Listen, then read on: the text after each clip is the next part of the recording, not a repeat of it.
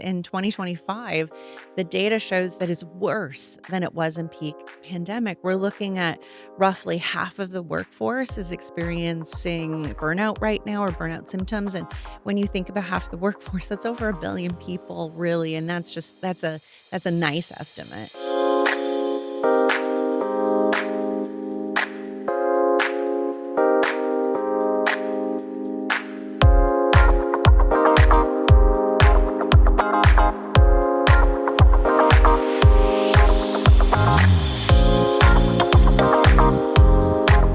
Welcome to Ambition 2.0, where we'll be exploring what it really costs to have it all in work, family, life, and self. I'm your host, Amanda Goetz. I'm a 2-time founder, 4-time CMO, mom of 3, and author of the book Toxic Grit: How to Have It All and Actually Love What You Have. I am so excited about today's guest. They are an award-winning journalist, workplace culture expert, a Harvard Business Review columnist, author of 6 books. She is the leading expert on creating healthy work cultures.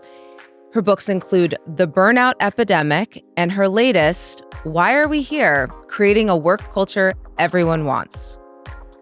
Today, we're going to be talking about why burnout is still on the rise, what leaders and employees are getting wrong about solving it, and what it truly takes to create a culture of well-being at work. Jennifer, thank you so much for being here today. We're so excited to have you. I'm so excited to be here too. This is great. Okay, so we start every conversation asking the same question.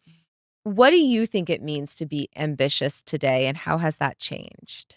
This is such an important question because the idea of ambition has been connected so often to, this toxic productivity. And so I believe that ambition is not antithetical, or well-being is not antithetical to work ethic or to Mm, ambition. And that ambition is about having harmony, having harmonious passion versus obsessive passion. And you know, your you can follow your love and your interests and your passion, and you can do it with harmony in the rest of our lives. I love that. Okay, so let's start with just understanding where we are with burnout today, because you've been studying this for quite some time. Mhm. And I want to, in your book, in your book, Why Are We Here? You start out saying, someone said to you, isn't burnout a 2020 thing? And so my question is what does burnout look like in 2025? And how has it changed since when you started studying it? Yeah, I had a CEO say, "I'm burned out about talking about burnout." And so, Mm, because when he said, "Isn't burnout so 2020?" I said, "Oh, well, what have you done to fix it? How have you remedied it in your organization?" And obviously, that hasn't happened. And yet really people do want to put it, kind of in the back burner. And the thing is in 2025, the data shows that it's worse than it was in peak pandemic. We're looking at roughly half of the workforce is experiencing burnout right now or burnout symptoms. And when you think about half the workforce, that's over 1 billion people, really. And that's a nice estimate. So it's increasing. We are feeling, the effects of having mhm, to be in surge capacity for so long. And then we're also experiencing what's happening lately is this increase in hardcore culture where it's mhm. all about, delivering on bottom line and results and that human centered approach to thinking about employees and workplace well-being and preventing burnout, that's gone. Yeah. Now And it's like 996 founder mode. right. Yeah. Yeah, and increasing hours and this is what frustrates me is because the data shows that that's not actually going to improve productivity, innovation, creativity, competitiveness. But there is just this drive towards this hardcore culture that's pretty dangerous in 2025. I love how he's like, I'm burned out from talking about burnout. Well, I'm sorry. Like, Oh, yeah, you uh, gotta get over that because you're gonna lose so many people and attrition is expensive, and I know that yes. we're less mobile right now, and I know there's this idea of AI, shrinking the workforce, but that's very short-sighted, Mm, and, I think if you wanna flash forward to 5 years ahead, that person that's saying I'm burned out about talking about burnout is going to be in real trouble. Yeah. Yeah. So, what are the biggest misconceptions organizations still have about solving burnout?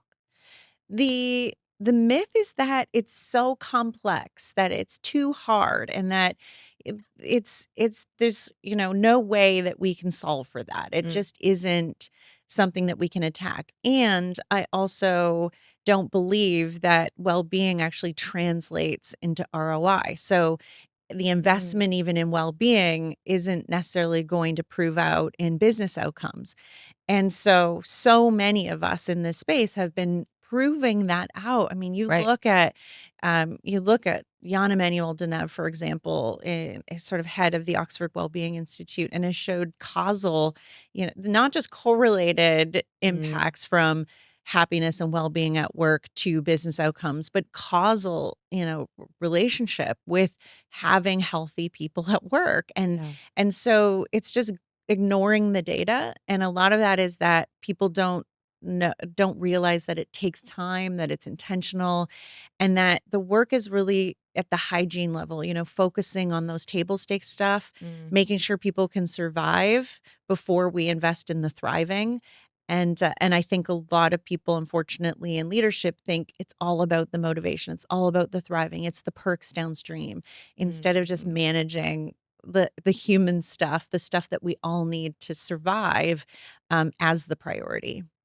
Okay, we're going to dig into that a little bit more. But one thing that I loved that you did in this recent book is that you really started to break down the differences between the different generations. Mhm. And I loved that because you were talking about, Gen Z and millennials versus Gen X and boomers. And what do you think most companies are getting wrong about these differences? This is such a key, important conversation that we're not having. And I just wrote an article that went out in Fast Company, and it was focused on how we are looking at AI taking over young, our Gen Zs, Right. and how they're, how it's all taking away their jobs. So the entry level jobs are, yeah. Right. And it's all about AI. But what I wrote is that it's actually ageism. And we are making it harder for young people to enter in the workforce. We're making those typical entry level jobs that used to be, Mm. college degree or a certain amount of education or whatever it was that gave them the pathway into work, is now 3 to 5 years experience. Right. And then it's also, when we look at internships to promotion rates, that has significantly decreased. So Mm. it used to be that you would end up getting a job through That's interning. how I got my first job, intern to Ernst& and Young. You're right, and that used to be the pathway. Yeah. And in just like the last 5 years, it has become this hyperbolic attitude towards young people, and it's not allowing them to get the opportunity to be, Mm. trained. And then you look at, ageism in mature workers. We've found that in the exit interviews of mature workers, 40% of them who were surveyed said that they would have stayed if they hadn't been passed over for, training and education and development in AI and technology. Mm. So this ageism is just cutting off all of these different groups. Xers, for example, are being leapfrogged in promotion by 20 to 25% from millennials, because Wow. Xers are doing a better job of succession planning with millennials, whereas boomers are not actually succession planning With the the Xers. Xers. So there's a lot of ageism. There's a lot of, problematic, sort of kind of underserved conversations that Yeah, I sounds like think it. we need to talk more about ageism, because it's actually going to shrink the workforce more than AI is ever going to do. Ageism is going to shrink the workforce more than AI. Like, that is the real conversation. So, we have a lot of people listening that are probably 20s, 30s, and working a lot with Xers and boomers. What advice do you give to them in navigating ageism, or just the difference in in how they were brought up and their experiences. What advice do you have? The biggest problem, and I would say, I think if we could fix this problem, it would help a lot, is that there's a lot of implicit expectations that Xers and boomers have of Gen Zs and millennials, and they get frustrated when Gen Zs and millennials aren't reading their minds. Right, Instead of saying, "This is what I expect of you." I grew up professionally in a place where there was deference and expectation of just really respecting your elders. And, right, this is sort of this thing that Xers and boomers want or need. And not all of us. I'm an Xer. I don't necessarily need that. I think a lot of young people have great opinions and I'd love for them to share them. yep, But this is something that is just a need. And when that isn't met, then there is this anger and frustration. mhm, And so, is it right? No, we need to train Xers and boomers to understand that we raised a generation and we're responsible for raising that generation to have opinions right early on. I mean, as toddlers, there was more conversations that a toddler would have with their parents than right, maybe myself as an adult would have had with my adult right, parents.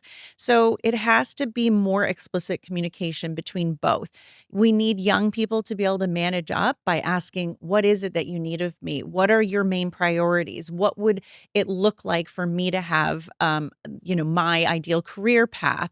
I want to do what is required of me, but mhm, I need to know what you want from me." And so we need to have those kinds of open mhm, conversations, but also realize that, Xers and boomers do want to feel respected and do want that deference. So it's meeting in the middle between mm. all the generations. Great advice. You talk about burnout being a systems failure, and as a result, self care alone can't fix it. So, can you elaborate on that? So I came out with this article in 2019 that went viral. I think it was the third most read article across HBR of all time. Oh my And it gosh. it was just it was a huge, I think, resonant article, and it was burnout is about your company, not your people. And for Mm, so long, we've been providing, books on self-care and right. self-help books and how do you deal with your burnout. And I was so frustrated because I was leading a tech company as a woman. It was so hard to get funding. We were in the happiness space. So then again, I'm infantilized or I'm looked at as Right. really Oh, like, that's That's cute. cute. Yeah. That's so pink and happy. And, happiness is how are we going to make money with happiness? Right. Meanwhile, wellness is a multi-trillion dollar Right. company, or sector now. But so that this really, got to me. I'm a happiness expert and I'm the least happy person I've ever been in my life. Wow. And a lot of it, what I came to recognize is that I was burning out and it was from institutional stress. It was the design flaw of how we think about women in tech companies, what women have to do in this juggling. I had 3 kids and a 6-week-old, and I'm doing the Sheryl Sandberg lean in with my 6-week-old into these investor meetings and the power dynamic, and I burnt out. And this happens a lot. And so when I started to investigate, I realized we just have designed a system and work is a design flaw that we've been carrying forward for hundreds of years, for centuries. The first office is over 500 years old. And, we still want to have this nostalgia of the office being the thing that's so innovative. That's where we create the most exciting stuff. And so all of these systems failures aren't being addressed. And yet we're telling people to just breathe or listen to an app for Right. 15, some rain for 15 seconds, or, take a bath, and that's how you'll solve your burnout. And to me, that felt like it was just increasing people's chronic stress. Mm. And so we need to realize that if we change the design, if we change the systems, and we all play a part in that, then that's when we're actually going to see burnout being moderated and hopefully non existent. Yeah. Oh my gosh. I love this so much. Okay. So we touched on this a bit, the concept of the hardcore cultures, things like the 996 movement, which, if you don't know, it's working 9 a.m. to 9 p.m., 6 days a week. That's considered the hardcore. So, can you tell us what truly makes a culture hardcore and how it's going to impact burnout? A hardcore culture it started back in, I would say, like the 70s, 80s, where it was all about just output. How fast can we deliver revenue, Yeah. shareholder value. More is more is more. Right, and it was in that 80s surge where we saw that kind of focus on that, and it does deliver on short-term results. It does make shareholders feel good because you do, sell more and you push people and they feel that threat of being let go, and so there is a level of increase in all of those business outcomes or those metrics, and so people feel good about it. But we found over time that it's not sustainable. Right. And you end up seeing all of that, you know, those business outcomes, the growth, the revenue shrink Right. because people leave. And when you have this type of hardcore culture, you lose your highest performers. And we see this in policies like return to office mandates. Mhm. You're losing your highest performers, you're losing women. They move to other, flexible opportunities. It's exclusive because of that. You lose all your diversity and leadership, and it doesn't increase morale. It actually lowers productivity. Mhm. So you're less productive. And then over time, obviously, your revenue shrinks, et cetera. Yeah. So right now we're sort of hearkening back to that. And I don't know why. Even this 966, it's illegal in China. In 2021, it became illegal. So because it was hurting people to the point of overwork and dying and death. So we need to, recalibrate how serious it is Right. to say these things, and that we should be we should pull back on this kind of narrative. Yeah. It's so true. And it's just like blows my mind. Like Parkinson's law, like you will Yep. expand your work to the number of hours someone gives you. So to me, if someone has to work a 996, they're not good at their job. They're Right. not efficient. And so, okay, this is connected to the next question. So, on launch day of this most recent book, Why Are We Here? You said this was born out of a need to address the seismic shifts in how we work and live and how they are dramatically changing from burnout to loneliness to disengagement. It's more complex than ever, but it's bursting with opportunity if we get it right. So, what opportunity are you most excited about?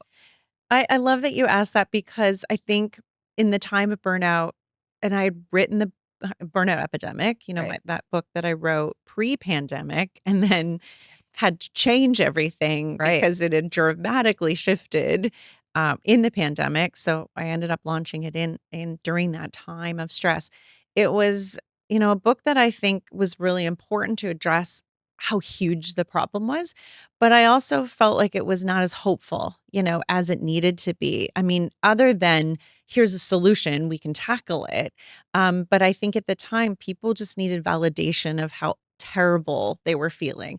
And so, Why Are We Here is really, I feel like, a companion to that, in that here are the things that we can tactically do as leaders and as individuals to, find hope and joy back in work again. And for me, maybe I write books for my own self-care. Right. Like, I think I think we I all do need that with yes, writers. that's like I'm as writers, yeah, we write what we know, but also I needed this.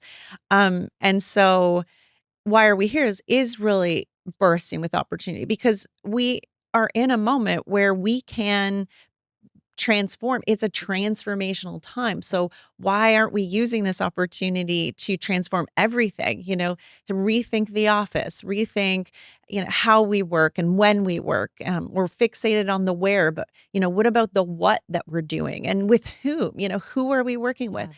And this is an opportunity for that. And so what I really believe is going back to the fundamentals of being human and, emotional intelligence and that idea of hopefulness and community and rebuilding friendships at work and Yeah. thinking more openly about our divides and also trying to deal with these big business challenges like AI and generational divides and this flexibility conversation Yeah. and do that with more compassion. And if we go back to those skills that only humans really have, Yeah. then I think that's what's gonna make organizations most competitive. It's funny, I just took on a new CMO role and we're building the team right now, and I'm very much Oh. thinking about the opportunity when we come together. Mhm. How do we maximize the time together and use that as a breeding ground for ideas and connection? And then everybody go home and be able to have the autonomy and agency to get the work Yes. done. Mhm. And I think this beautiful operating rhythm of why are we doing the work and where are we doing the work and what is the purpose of bringing people together versus just you're supposed to be here. Like, I think that there's such a beautiful opportunity because I'm an extrovert. I get so much energy from being around people, but then I need to go away to get the work Right. done. Mhm. And so I get so excited about that. So I'm right there with you with the opportunity. I do love that you're doing that. I think it's really critical.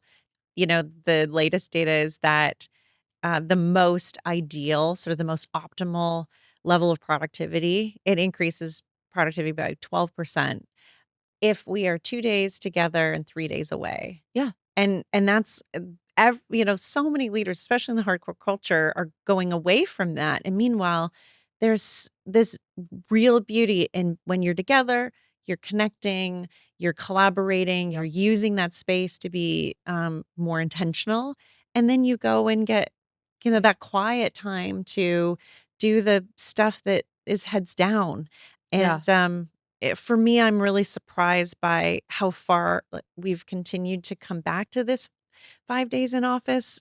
This for me was a bit disappointing. I saw that we were Yeah. gonna think differently about it, and unfortunately, um To me, the 5 days in mhm, office, and I'd be curious if you agree with this, but it's usually a sign of poor management because they can't rally around a shared vision and aligned goals and people understanding why what they're working on is connected to those goals. So it's like, "Oh, I need to be able to see you because I don't know what you're working on."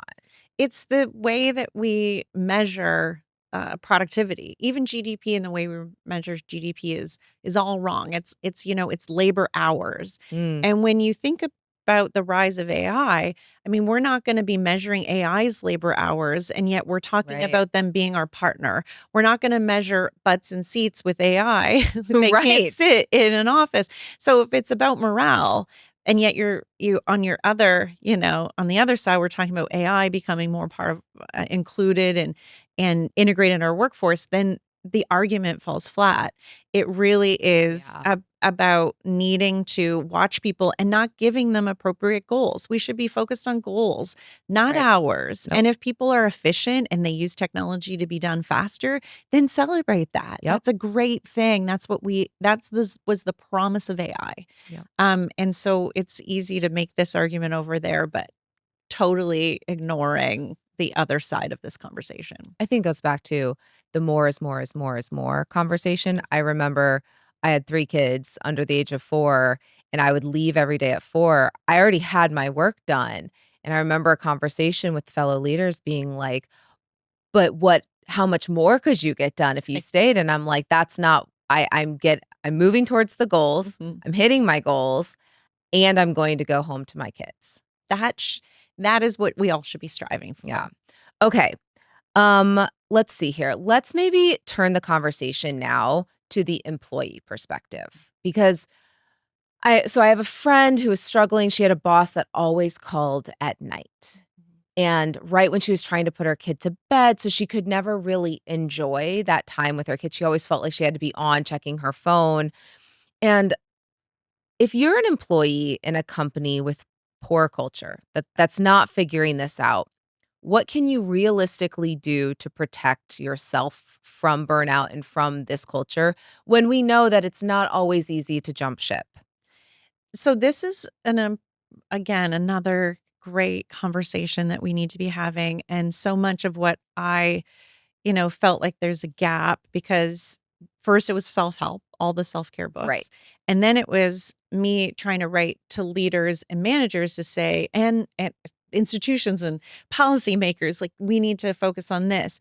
But there is a gap between what the employees need and how they work within the design that they're given. Right. And it's a difficult thing to just say I quit. It's a privilege to quit. Not Right. everyone can. When you look at the most burned out demographic, it's a Black single mother who is the sole income earner in her family. So for her to say, "No, I'm not going to do work," like just Right. say no. That isn't possible. It's a privilege. And so I built these guides because I felt like if you look at the systems and the system design flaws, it's a matrix. And at the top are policy issues. That's a really important thing that we need to develop. You see, when there's policies that are helping employees and workers, it does follow suit with the organizations just embedding them. We need senior level, C-level leadership embedding those Right. policies. Then we need managers executing within the team, but we do have a role. What is in the locus of our control as an employee? And there are ways that we can have better conversations with managers about what we need. And so, the guide is really helping the individual say, okay, I am constantly being called at night with questions.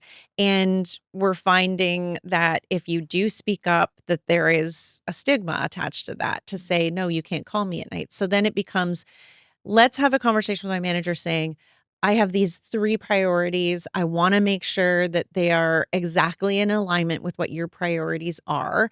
How would you like me to refocus those? Are those still within your priority? And do this regularly. Like Yep. prevention is everything with Yep. employees.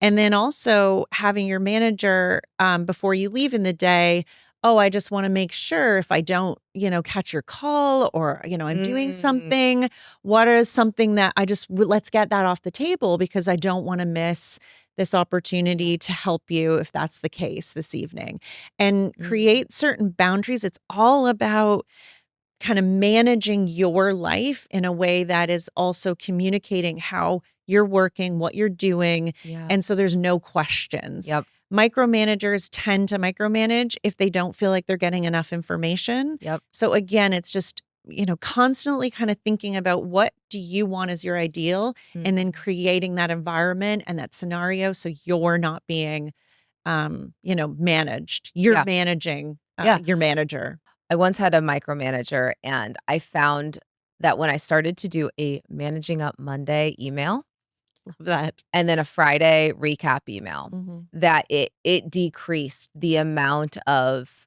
seagull management where they swoop in and just cause chaos. It really reduced that, and so every Monday, "Here's what I'm focused on for this week. Here are my blockers. In our one-on-one, I'd love to tackle this." And, okay, it was really truly because she just didn't know what I was focused on, and once I started to say, here it is," okay, she could go swoop on someone else. For people that have control issues around that, usually it's that they might not be managing their own time. They're disorganized. They don't have Yep, purviews into what people are doing. And so instead, they're actually increasing the amount of work they're doing. And yeah, micromanagers are terrible for culture. So yep, if you're one, don't be that way. But if we want to control that, mhm. again, it's like same thing with over meeting. There's so many meetings. We've increased meetings by 252% in like Oh my just 1 year. gosh. And it hasn't changed. I mean, we are just over meeting. And it's one of the things like I'm on this, rock saying, Stay on that rock. stop the meetings. They are inefficient. Yep. They're making people increase their pajama hours, working in their pajamas. Mm. And Which so according to my therapist, I need to stop doing because it doesn't help my happiness. it does, you're right. It doesn't.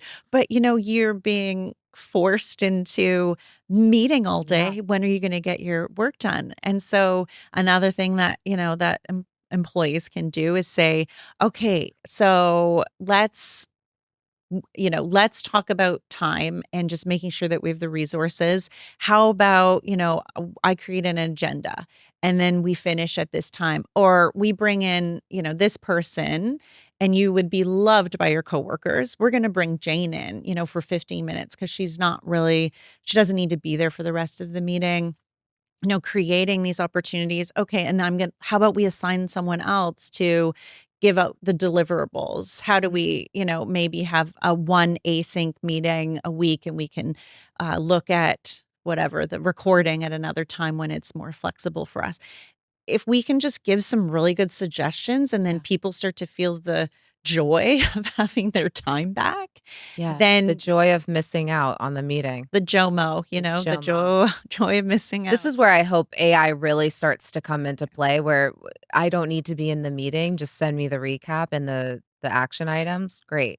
Yeah, and, Otter AI does that, but there's just such a fear of Otter coming in and being Mhm. you, and we need to just have a better explanation of the why of AI, how we're using it, that it's safe, not to worry about it, and that it Yeah. does, time save, because as soon as this really great technology that I actually Mhm. think is very helpful has come in, people that are nervous about it Yeah. suddenly push it back. Yeah. Okay. I think a lot of people in the workforce right now struggle with knowing what's normal work stress versus when are they teetering kind of on that scary side of burnout. So, are there warning signs employees should recognize that tell them it's time to like really pump the brakes? I love the World Health Organization's definition of burnout, which is institutional and workplace stress left unmanaged.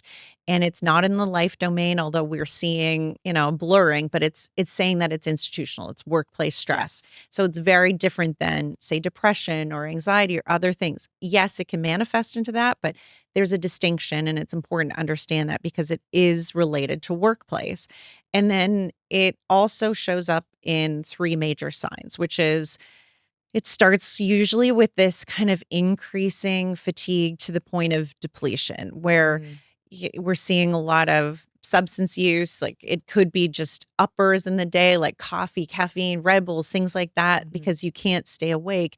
And you also feel like it's really hard to get up in the morning. You're not maybe spending time with friends anymore, and you're not doing things that give you joy. Like this is the depletion that you start to feel. It's yeah. just exhaustion.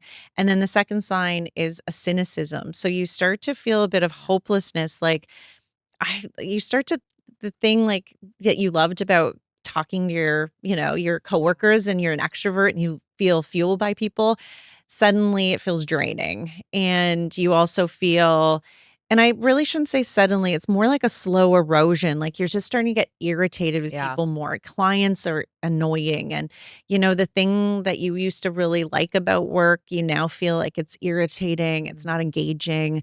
So that slows. And then the third thing, and this is where I think it's important for people to understand that we have this thing with burnout, it's this relationship with our work, and our identity with work gets crushed. We start to mm, feel less confident in what we do. We used to think we were good at something, and now we feel like we're bad at something. mm, We start to create a narrative like, I should just quit. Like, everyone is disappointed in me. I keep mm, making these mistakes. yeah. And it is an underperformer myth. And for high performers and high achievers, this is soul crushing. Yeah. They're so identified with being this high performing person, and suddenly I'm not good at what I'm doing. But that's because chronic stress has, cut off your executive functioning. You're not, able to be focused. You are Right. distracted. You are finding that you have brain fog and you can't focus. But it makes you feel a lack of professional efficacy. And that's when we really have to think, okay, I need support because I know I'm good at this. Right. I know this isn't right. This isn't me. And when you feel like this isn't me, that is That's a sign. really, really, I mean, all of these signs add up at that point where you're just like, I'm a failure. I'm failing. You don't want to get there because that's usually the last sign before you hit a wall and you need to leave. Mm, And there could be PTSD or severe depression, anxiety. It could impact your long term career earning potential. So pay attention to the signs. mm. Okay. In your book, though, you outline 3 key features that underpin a great culture. So let's start talking about this idea of what makes a great culture. Um, the 3 are hope, purpose, and community. I want to double click into community as it pertains to culture and organizations and how we should be thinking about this in general, but as well as with a hybrid or even remote work culture. I feel like community is the least talked about issue right now, but it is the one thing that people, you know, when it's lost, it really makes work a drag. And, Gallup is calling this the great detachment. We're in the era of the great detachment. Friends at work make a huge impact on how we feel about work. And I don't so this is where I come into a different argument again around the conversation about what is causing it, because we do talk about remote work, we do talk about hybrid, but there's a lot of really great organizations. Atlassian does a great job of like building culture and friendships and community in a different way, Mm. but they're a remote first organization. So, what are they doing differently? So what they do is they understand that people want to come together. So they have satellite offices in a lot of their major cities, and you can come in. They do invest in you going to other places. So, for example, in New York, at any time, it's about 50% of New Yorkers and 50% of From people from other parts of the Very world cool. that come in and visit and hang out. So there's a real deep incentive for that. There's not a place where everyone needs to go. Like, so much of New York is the big Manhattan offices Right. where everyone is. And if you want to maybe run into your skip level. Never mind, you're never running into the Right. CEO. You're never running into sea level in these big, huge, uh, buildings. What they do is they send their executives to the satellites. Oh, So you'll have a togetherness event and it's 3 days and executives come in. And so you could be in this little office, whatever, in Austin and or get some whatever, FaceTime. and you're getting FaceTime. So people feel like there's access to people that could impact their Mm. career. And it's not mandated. You don't need to go in the office, and they fully support fully remote. And yet at any one time, occupancy of these offices are around 93%. Wow. So people want to be there because they're given the autonomy to choose. They're making the office a place that's desirable where they could have FaceTime with executives. They make it where it's fun. They have hackathons and they have Mhm. collaboration events where they celebrate you and Yeah. make you feel important. So they're an example of, we can have fully remote organizations and have a great community. They Mhm. even measured after these togetherness events that ad hoc coffees between people increased by 3 times. So Wow. these are things that we should consider. And I want to say that the reason that I think we don't have community right now is because we have time poverty.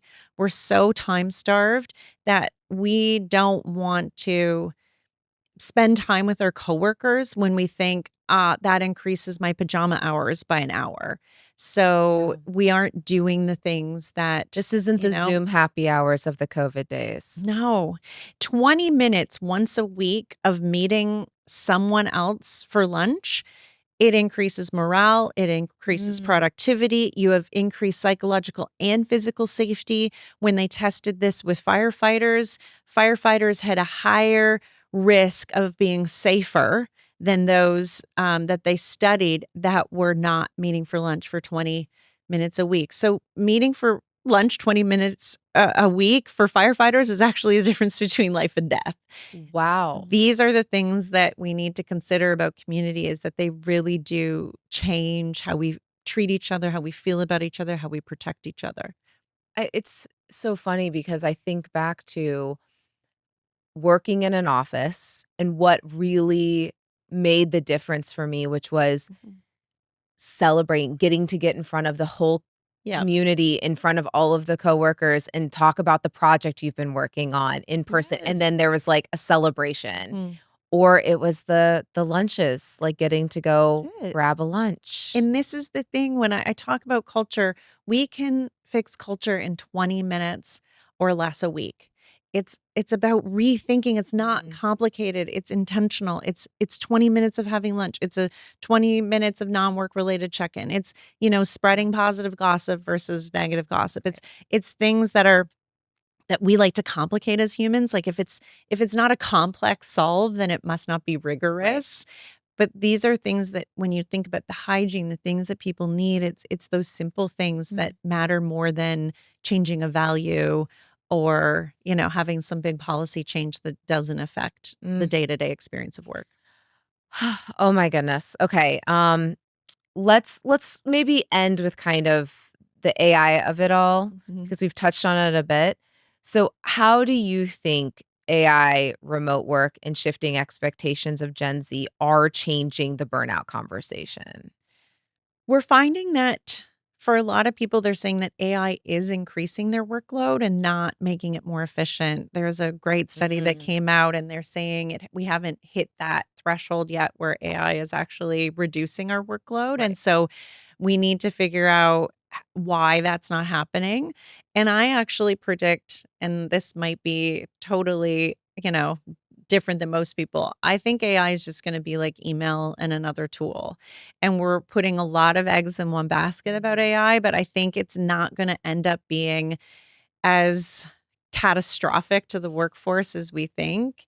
I mean, I started playing with a couple of new tools after a mastermind recently, and I was like, oh, this is AI for Zapier, and it looks like Zapier, and it's like, okay, these are just new software tools that I'm going to learn and implement, and it's gonna make things speak faster and go faster, but, like, yeah, The problem is that with this, and that's exactly right. Like and sounds like you are feeling this a similar feeling is like we've overexposed, we've overadopted AI as something that's going to radically change things and it will in certain areas. Yeah, I mean, we're going to have incredible abilities to, in medicine and in other mhm, areas for sure, where we're going to see, leapfrogging and innovation. But in the day-to-day experience of work and removing people from it, we'll just see people shift into other types of careers, but it's not necessarily going to take things over. The problem is that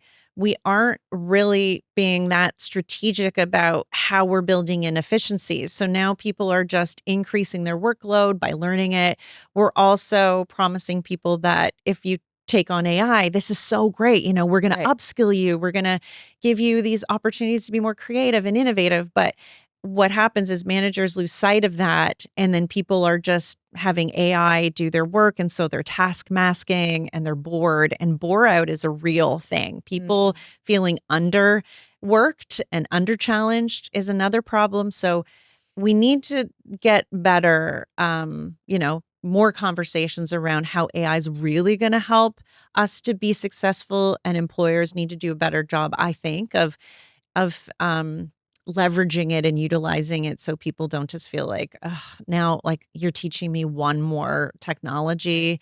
I'm over it." And I also feel like, you know, I'm worried about AI taking over my job. right, it's the fear. It's the Yes. fear-based Yeah. instead of, like, an abundance mindset of, like, okay, Yes. yeah, Yeah. okay. Last question, and then we'll go into rapid fire. If you could design a company from scratch that would have 0 burnout risk, what would be the first 3 things you would put into place? I would make sure that there's autonomy, Okay. 100% that people have the agency to be able to work the way they want to work and the speed they want to work. Second, I would make sure that there was fun. I say that going to work right now is like going to school without art gym or recess. We need recess back. We need We recess. need recess. And it's So so real. sad right now. It's just like it's all work. We've lost the fun. So I'd bring rituals back, having pizza and celebrating people's Yeah. birthdays and things like that.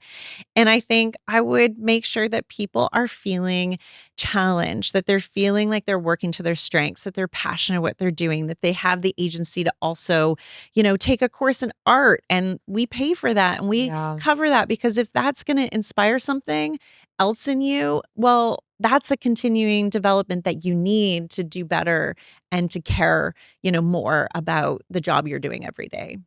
I want every employer that's watching this to now think about school and that we're going to school without art and recess and PE and bring those back. Yes, Okay. we That do. just changed everything for me. I love that. That's great. Okay. All right. So we like to end with a little rapid fire. Okay. I'm ready. Okay. Number 1, burnout symptom you personally spot first. Fatigue, exhaustion. Okay. Meeting free Fridays, fix or fail? Fix. Okay. A corporate perk that makes you roll your eyes. Giving people a week off to fix their burnout. Right. Boss behavior that kills morale instantly. Ego. Love. What's worse, toxic positivity or constant negativity? Both. Both. Yeah, Wait, that can be a fair I answer. cannot. Both are horrible. both. Yeah. One thing every manager should do for their team right now. Bring some joy back. I love that. Have some fun. Recess. Recess. Yes. Better burnout cure, a 4-day work week, flexible hours, or unlimited PTO. Flexibility. What workplace trend should die right now?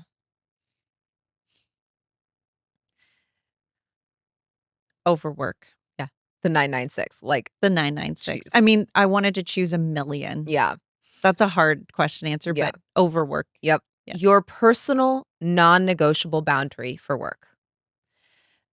My role as a mother. I want to have both. I can have both, and I can still be ambitious and successful with both. Amen. Last question. What's your go-to show when you want to decompress? Well, I love Severance.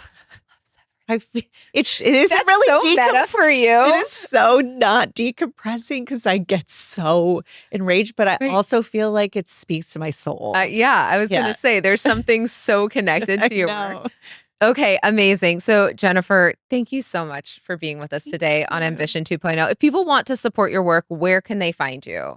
Jennifer-moss.com. Everything's there. Okay, Yeah. amazing. All right.